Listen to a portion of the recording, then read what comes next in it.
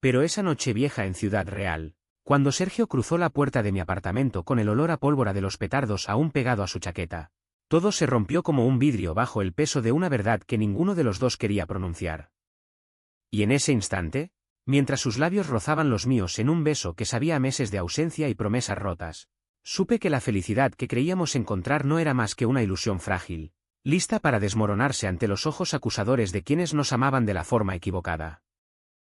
Me llamo Manuel, tengo 32 años, y Ciudad Real siempre ha sido para mí como una camisa de fuerza, cómoda en su rutina, pero asfixiante cuando intentas moverte.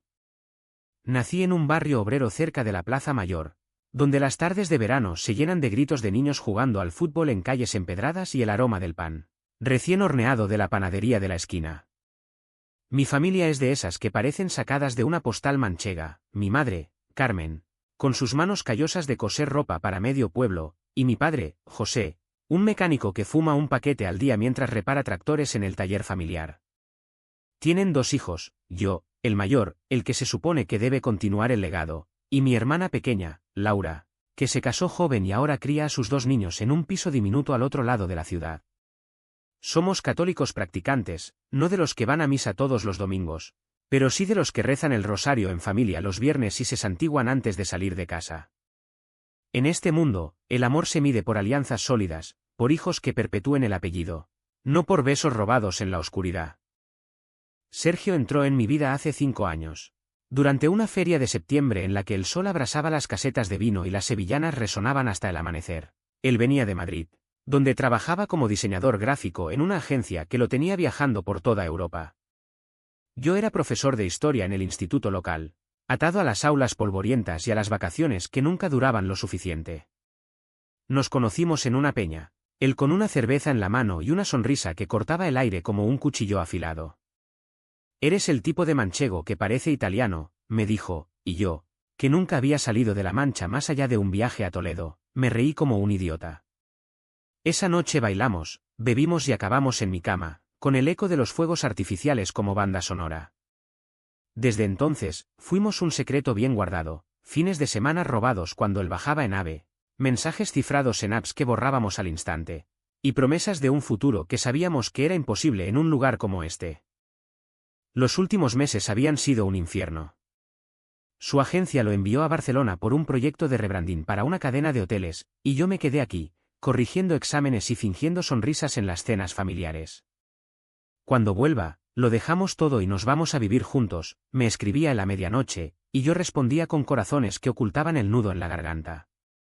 Ciudad Real no es Madrid, aquí, los chismes viajan más rápido que el viento del Quijote, y un rumor sobre el profe que vive solo y no trae novias a casa ya empezaba a circular entre los colegas del instituto. Mi madre, con su intuición de viuda que ha criado hijos a base de sacrificios, me lanzaba miradas cargadas de preguntas no formuladas. ¿Cuándo vas a sentar la cabeza, Manolo? Tu padre y yo no vamos a durar eternamente. Y yo, con la culpa royéndome las entrañas, cambiaba de tema hablando del tiempo o del último partido del Atlético de Madrid. Esa noche vieja, el aire estaba cargado de promesas. Había decorado el apartamento con guirnaldas baratas del chino y una botella de cava que compré en el supermercado de la calle Prado. Sergio llegó puntual, con el pelo revuelto por el tren y una maleta que prometía quedarse más que unas horas. Nos abrazamos en el umbral, y por un momento, el mundo se redujo a su calor contra mi pecho, a su risa ronca que ahogaba el estruendo de los cohetes en la calle.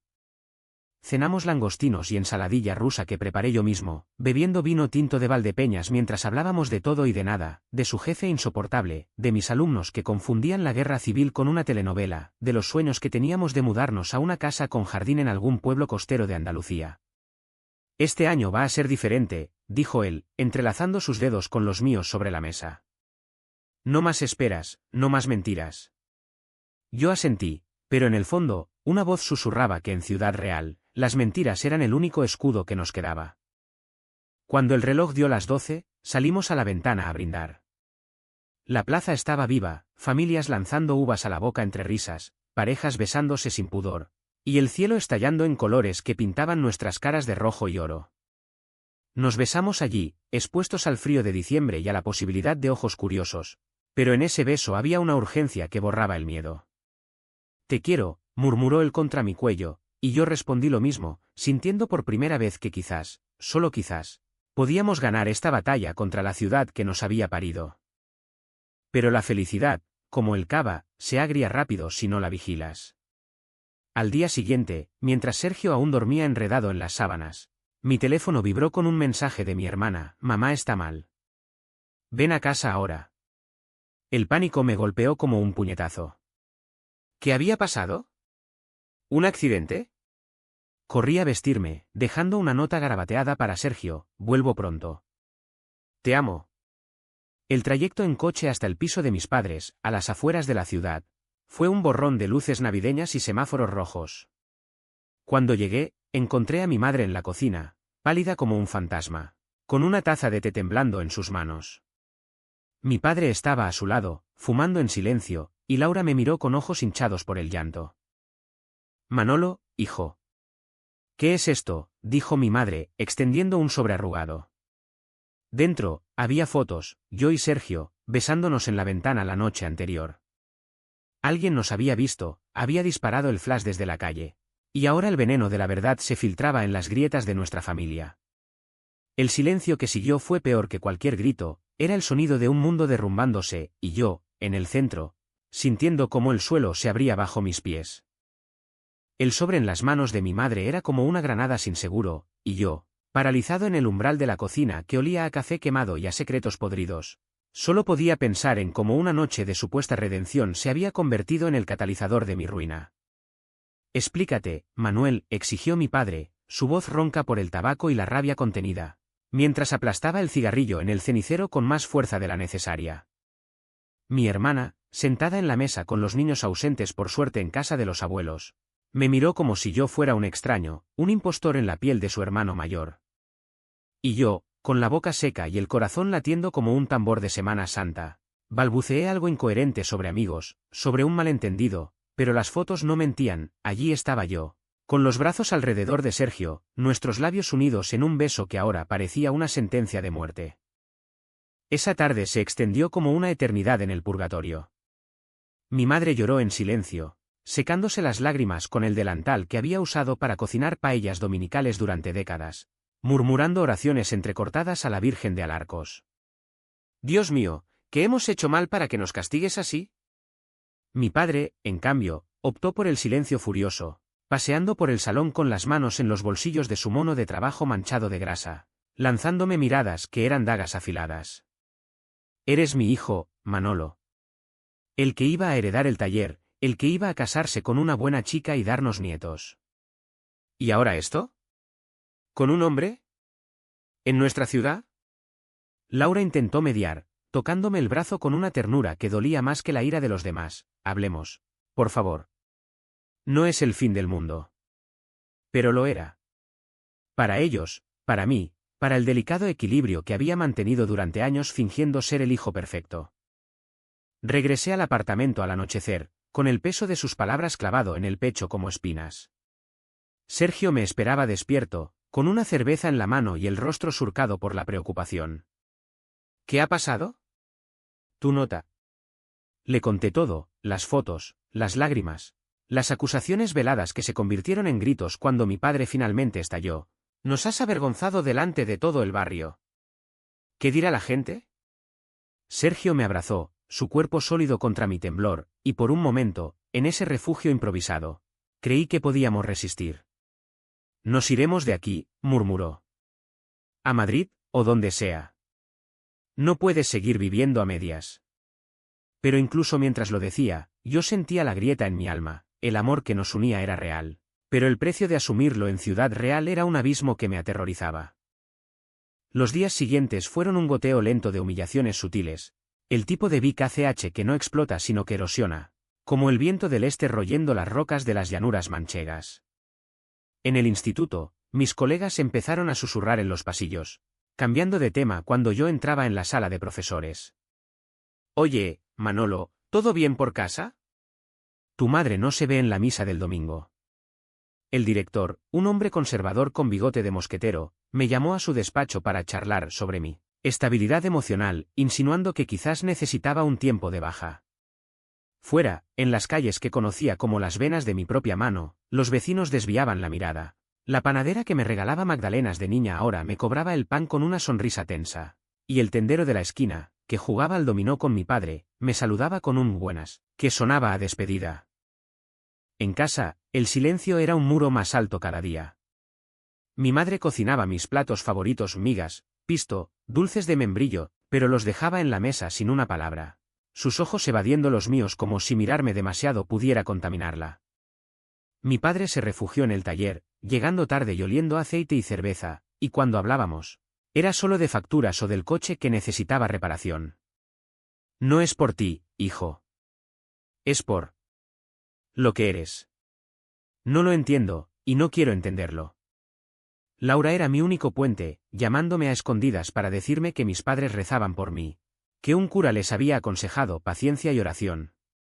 Pero incluso ella, en sus mensajes, filtraba el juicio: piensa en ellos, Manolo. Han dado todo por ti. Y yo pensaba, sí, pero ¿y yo? ¿Qué quedaba de mí en este sacrificio eterno? Sergio intentaba ser mi ancla, planeando escapadas a Toledo o Consuelos en forma de cenas románticas en restaurantes discretos al borde de la ciudad. Míranos, me decía una noche, mientras conducíamos por la carretera hacia el campo, con las estrellas como testigos indiferentes. Somos más fuertes que esto. Recuerda cómo nos conocimos, bailando como locos, sin importarnos nada. Y por un rato, lo creía.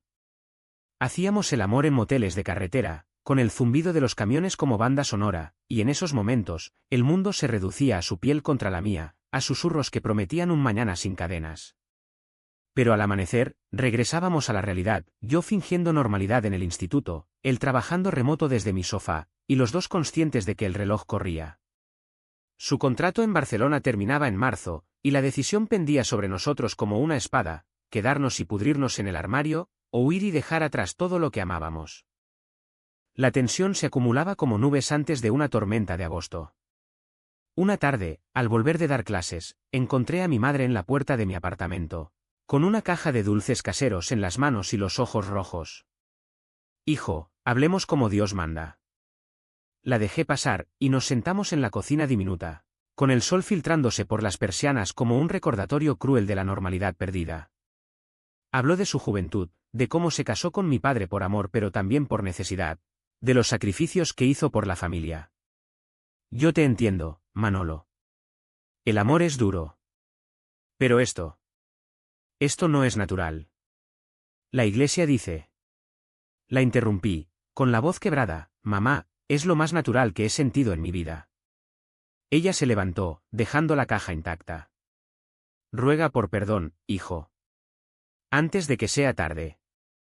Esa noche, solo en la cama mientras Sergio trabajaba hasta tarde, lloré por primera vez en años, sintiendo cómo el amor que me salvaba también me ahogaba. Las semanas después de la visita de mi madre se convirtieron en un ritual de fingimientos que me desgastaban hasta el hueso, como si Ciudad Real, con su sol implacable y sus tradiciones inquebrantables, conspirara para recordarme cada día que no pertenecía del todo a su tapiz. Por las mañanas, me levantaba antes de que Sergio abriera los ojos, preparaba café fuerte y revisaba el móvil por si había mensajes de mi familia. Nunca los había. Solo silencios que dolían más que palabras. En el instituto, impartía lecciones sobre la Inquisición o la dictadura franquista con una ironía amarga, preguntándome si mis alumnos, con sus uniformes impecables y sus sueños de influencers, entenderían algún día el terror de ser juzgado por lo que se ama. La historia es cíclica, les decía, y ellos asentían sin captar que yo vivía atrapado en uno de sus bucles más crueles. Sergio, bendito sea, intentaba inyectar normalidad en nuestra burbuja. Compró plantas para el balcón, geranios rojos que recordaban las macetas de mi infancia, y cocinaba paellas valencianas que llenaban el aire de azafrán y risas forzadas. Vamos a hacer esto funcionar aquí, insistía, aunque sus ojos traicionaban la duda.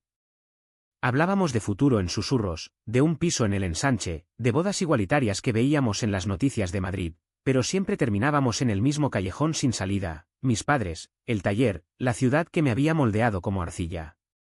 Una noche, después de un documental sobre derechos LGTB en la tele autonómica, me preguntó: ¿cuánto más vas a aguantar, Manuel? Te veo apagándote. Y yo, con la cerveza tibia en la mano, respondí: hasta que no pueda más. Era una mentira piadosa, ya no podía, pero el miedo a perderlo todo, familia, trabajo, raíces, me mantenía clavado al suelo. El Vic ACH no gritaba, susurraba en las grietas de lo cotidiano. Mi padre dejó de contestar mis llamadas, y cuando lo visité al taller, me recibió con un gruñido y facturas en la mano. Firma esto, heredas la mitad. Pero no traigas eso aquí. Eso era Sergio, nuestra vida, el pedazo de mí que él rechazaba. Mi madre empezó a ir a misa diaria, volviendo con folletos de terapias de reconversión que dejaba en mi buzón sin nota. Laura, mi salvavidas, confesó en un café robado en la Plaza del Pilar, están destrozados, Manolo. Papá dice que preferiría que no fuera su hijo. Sus palabras me golpearon como un viento seco, dejando un desierto en el pecho. ¿Cómo podía el amor de una familia torcerse en odio tan rápido? Respondí con una sonrisa rota, diles que los quiero. Que esto no cambia eso. Pero en el fondo, sabía que lo cambiaba todo. Entonces llegó el turning point, ese instante en que el mundo se inclina y nada vuelve a ser igual. Era un sábado de febrero, con la ciudad envuelta en una niebla inusual que amortiguaba los sonidos como un sudario. Sergio y yo habíamos planeado un día tranquilo, paseo por el Guadiana, picnic con queso manchego y vino. Pero al mediodía, mientras caminábamos por el parque de la Alameda, mi teléfono sonó. Era el director del instituto. Manuel, ven ahora. Hay un problema. El corazón me dio un vuelco, presentí el desastre antes de pisar el despacho. Allí, esperándome, estaban dos policías locales y mi padre, con el rostro ceniciento y los puños cerrados. Alguien ha denunciado, explicó el director, evitando mi mirada. Fotos. Y rumores. Dicen que corrompes a los alumnos. Mi padre no me miró, fijó los ojos en la pared, murmurando, lo hice por tu bien, hijo. Para que te cures. Mi propio padre había ido a la policía, había entregado más fotos de nuestro apartamento, de visitas de Sergio, alegando escándalo público en una ciudad donde el honor familiar pesa más que la verdad. El shock me dejó mudo, el mundo se volvió borroso, un remolino de voces que exigían explicaciones mientras yo sentía como el suelo se hundía. No es ilegal amar, logré susurrar, pero las palabras se perdieron en el aire. Me suspendieron provisionalmente, con una investigación pendiente, y salí de allí con las piernas de plomo, el alma hecha trizas. Regresé a casa en taxi, ignorando las llamadas de Sergio. Me encerré en el baño, mirando mi reflejo en el espejo empañado, ojos hundidos, piel pálida. Un hombre roto por la traición de su sangre. Lágrimas calientes rodaron por mis mejillas, no de rabia, sino de un vacío abismal, como si el universo me hubiera despojado de todo ancla. Sergio llegó horas después, forzando la puerta con una llave de repuesto, y me encontró acurrucado en el suelo, temblando. Manolo. Dios, ¿qué ha pasado? Le conté, entre sollozos, la denuncia, la complicidad de mi padre, el fin de mi carrera en un instante. Él me abrazó, jurando que lo superaríamos, pero en ese abrazo, yo ya no sentía calor.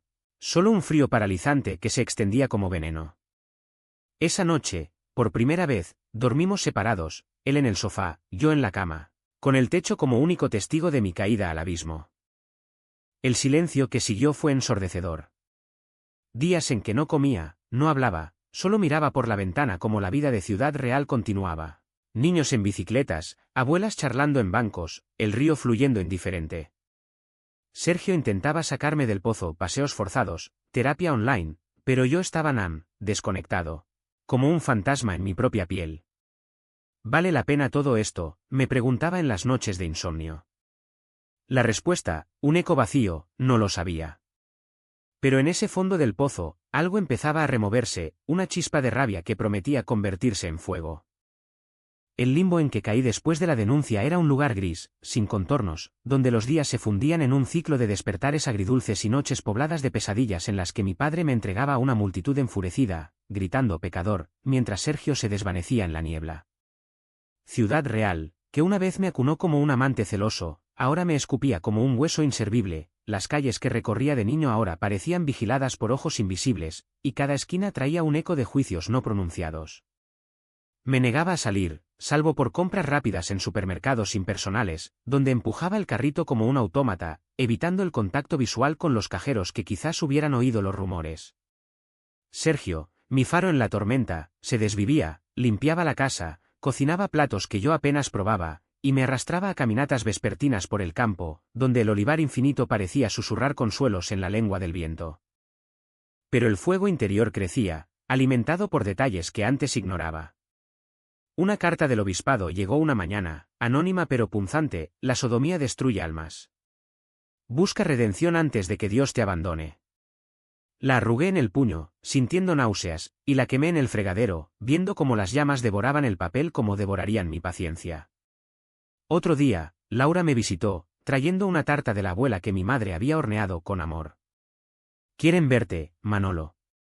Dicen que fue un error, que tu padre actuó por pánico. La miré, incrédula. ¿Error? Me ha destruido la vida.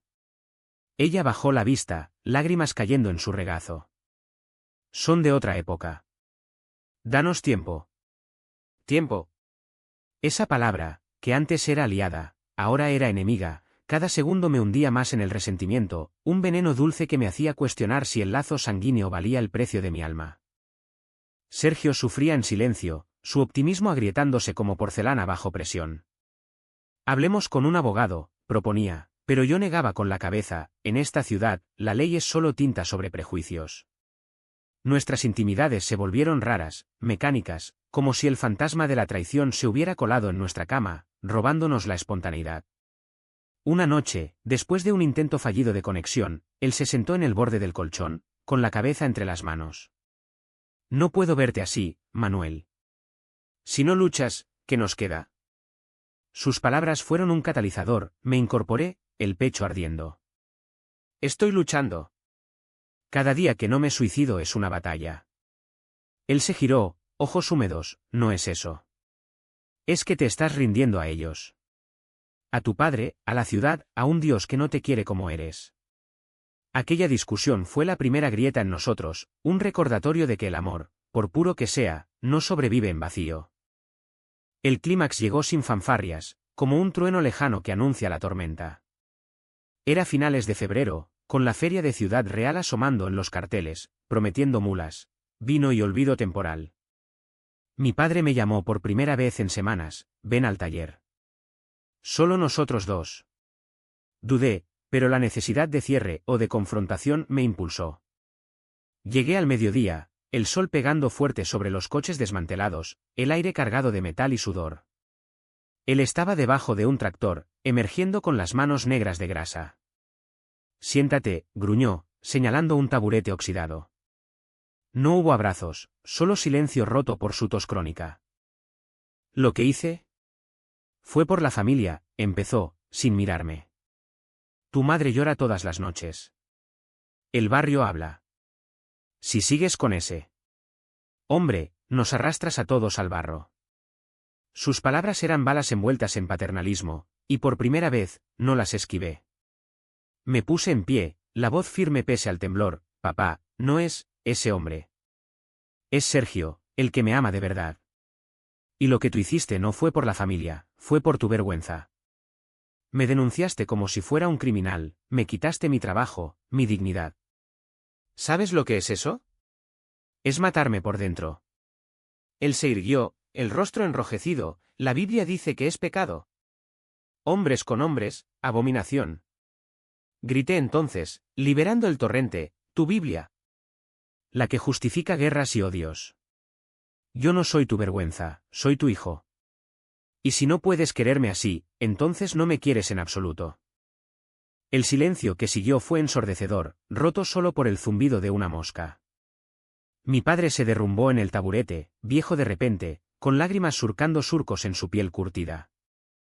No lo entiendo, Manolo. Solo quería lo mejor para ti. Me acerqué, tocando su hombro por primera vez en meses: lo mejor es la verdad. Y la mía es que amo a un hombre. Si no lo aceptas, pierdes más que a mí. Salí del taller con el corazón en la garganta, el aire fresco como un bálsamo en las heridas abiertas. No fue una victoria ruidosa, fue una declaración quieta, el momento en que rechacé el sacrificio eterno por una vida auténtica. Llamé a Sergio desde el coche, sollozando, vámonos. ¿Mañana? Él respondió con un sí, que era promesa y alivio. Pero el clímax no termina en catarsis, deja cenizas. Esa noche, mientras empacábamos en un frenesí de ropa y recuerdos, mi madre apareció en la puerta, flaca y demacrada. No te vayas, hijo. Por favor. La abracé, oliendo a su perfume de lavanda, y susurré, volveré cuando me aceptes. No antes. Ella asintió, rota, y se fue en la oscuridad, dejando un vacío que dolía como una amputación. La decisión de irnos fue como exhalar después de meses conteniendo el aliento. Un alivio que venía empaquetado en cajas de cartón y adioses agridulces. Al amanecer, con Ciudad Real aún dormida bajo un manto de escarcha invernal, cargamos el coche de Sergio, un viejo Seat que había heredado de su abuelo, con lo esencial, mi ropa, sus portátiles. Una foto enmarcada de nosotros en la feria y la manta de lana que mi abuela tejió antes de morir. No miré atrás al cruzar el puente sobre el Guadiana, el río, testigo mudo de mis dudas. Se desdibujó en el retrovisor como un capítulo cerrado. Sergio conducía, su mano en mi rodilla un ancla silenciosa, y poníamos la oreja de Van Gogh en la radio para ahogar los silencios cargados. A Madrid, dijo él, como si fuera un destino mítico. Allí empezamos de cero. El viaje fue un limbo de paradas en áreas de servicio, donde comíamos bocadillos de jamón y fingíamos normalidad. Hablábamos poco de lo dejado atrás, en cambio, soñábamos en voz alta, un piso en Malasaña con balcón a la Gran Vía, yo buscando trabajo en academias privadas, él volviendo a su agencia con una sonrisa renovada. Pero bajo la superficie, el precio de la huida se manifestaba en insomnios y roces inesperados. Una noche, en un motel de Cuenca, discutimos por tonterías quién lava los platos. Donde guardamos las maletas, y terminó en lágrimas. Te he arrastrado a esto, sollocé. Él me besó la frente, no, nos hemos salvado mutuamente. Madrid nos recibió con su caos bienvenido, metro abarrotado, terrazas humeantes de churros y un cielo perpetuamente gris que hacía que el sol de la Mancha pareciera un recuerdo lejano. Alquilamos un estudio diminuto en Chueca, el barrio que palpita con banderas arcoíris y besos sin pudor, y por primera vez, caminamos de la mano por calles que no juzgaban. Sergio encontró trabajo rápido, yo empecé clases particulares online, y las noches se llenaron de amigos nuevos, una pareja de diseñadores, una activista trans que nos invitó a una manifestación del orgullo. Era libertad, cruda y eufórica, pero salpicada de ecos del pasado. Soñaba con mi padre en el taller, solo con sus herramientas, y me despertaba con el pecho apretado. El precio se cobró en oleadas. Mi familia, al principio, bombardeó con llamadas, mi madre suplicando, vuelve, hijo, todo se arreglará. Laura enviando fotos de los niños con mensajes de te echamos de menos. Mi padre, en cambio, era un muro, un único SMS, seco como el desierto, si cambias, la puerta está abierta. Lo borré, pero la herida supuraba. En Madrid, la denuncia de Ciudad Real llegó como un boomerang, el instituto me despidió formalmente, citando, daños a la reputación, y un artículo en el periódico local escándalo en el profesorado. Amor prohibido sacude la ciudad del Quijote se viralizó en redes. Amigos de infancia me bloquearon, vecinos mandaron correos anónimos, vete al infierno, maricón. Sergio me encontraba llorando en la ducha, y aunque me consolaba, veía en sus ojos el miedo a que el peso me rompiera.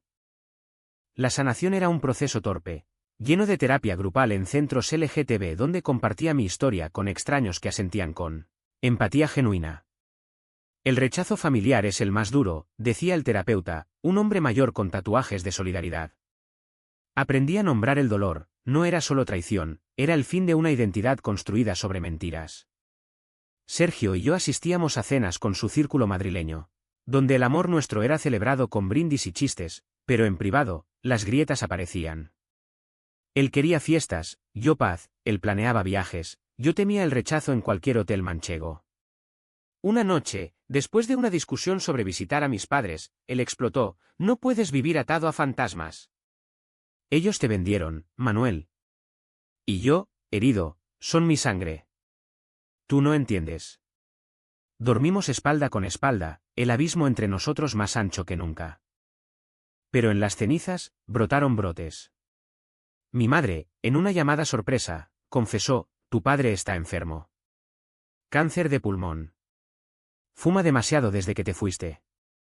El mundo se detuvo, el odio se disolvió en culpa. Volé a Ciudad Real solo, encontrando a mi padre en la cama del hospital. Tubos y monitores como recordatorios de su fragilidad. Hijo, murmuró, su voz un hilo. Nos miramos, y en sus ojos vino ira, sino arrepentimiento crudo. Fui un cobarde. Te quería proteger. De mí mismo. Lloramos juntos, un abrazo que olía a desinfectante y redención parcial. No todo se arregló, aún no podía aceptar del todo, pero era un paso. Mi madre, a su lado, me tomó la mano, quédate un poco. Por él.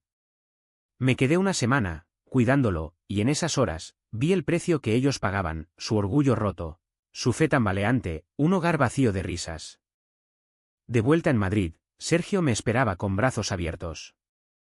Bienvenido a casa, dijo, y esa vez, el amor se sintió sólido, no frágil.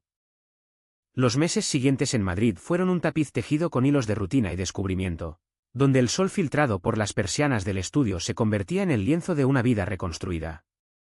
Mi padre, estabilizado con quimio, empezó cartas esporádicas. Cuídate, hijo. Y a tu Sergio.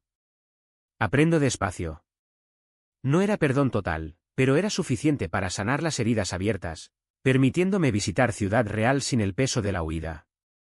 Mi madre, transformada por el miedo a la pérdida, me enviaba paquetes de dulces con notas, para que no olvides el sabor de casa. Laura, puente eterno, organizaba videollamadas con los niños, que preguntaban inocentes: ¿cuándo viene el tío Manu con su amigo? En esas normalidades pequeñas, el drama se diluía, dejando espacio para la paz. Sergio y yo crecimos juntos en esa libertad. Él ascendió en la agencia, diseñando campañas para ONGs LGTB que lo llenaban de orgullo. Yo encontré un puesto en una universidad privada, enseñando historia contemporánea a estudiantes que debatían derechos con pasión, no prejuicios. Chueca se volvió nuestro barrio, domingos en el mercado de San Antón probando tapas, noches en bares con drag queens contando anécdotas que nos hacían reír hasta las lágrimas. Hacíamos el amor sin prisas, explorando cuerpos sin vergüenza, y en sus brazos, el eco de las traiciones pasadas se convertía en mera sombra. Somos supervivientes, me decía él una mañana, mientras el café burbujeaba en la máquina. Y eso nos hace más fuertes. Pero la sanación no borra cicatrices, las integra.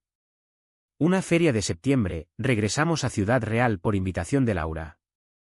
Caminamos por las casetas, el aire cargado de vino y sevillanas, y por primera vez, nos tomamos de la mano en público.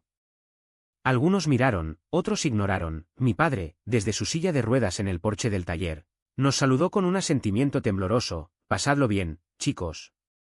Fue un gesto mínimo, pero monumental, el reconocimiento de que el amor no necesita etiquetas para ser real.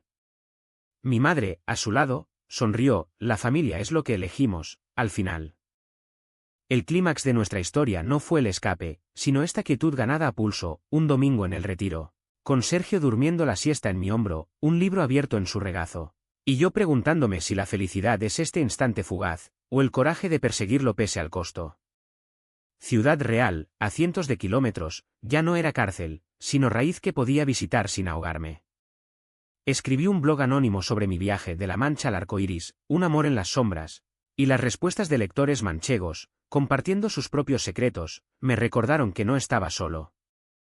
Hoy, 2 años después, miro por la ventana de nuestro piso ampliado, con vistas a un Madrid que bulle de vida, y Sergio preparando tortilla en la cocina, tarareando una copla antigua. El teléfono vibra, un mensaje de mi padre: orgulloso de ti, hijo. Sonrío, sabiendo que el precio lágrimas, renuncias, silencios valió la verdad. ¿Es el amor una victoria ruidosa, o esta calma que se asienta como polvo en las estanterías? Solo sé que, en el fondo, el eco de esa noche vieja persiste, no como herida, sino como recordatorio de que renacemos en las llamas que creíamos nos consumirían. Y si me preguntas si lo volvería a hacer, te diré: sin dudar. Porque al final, la libertad no se regala, se arranca, pedazo a pedazo, del corazón mismo de quien eres.